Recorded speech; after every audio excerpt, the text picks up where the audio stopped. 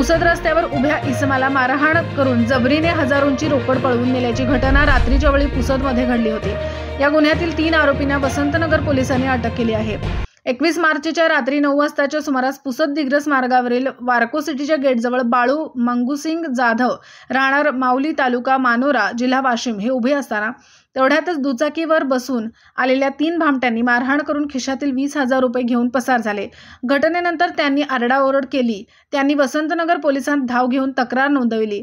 अज्ञातांविरोधात भारतीय दंडविधानच्या 392-34 अन्वये गुन्हा दाखल होताच पोलिसांनी तपास सुरू केला।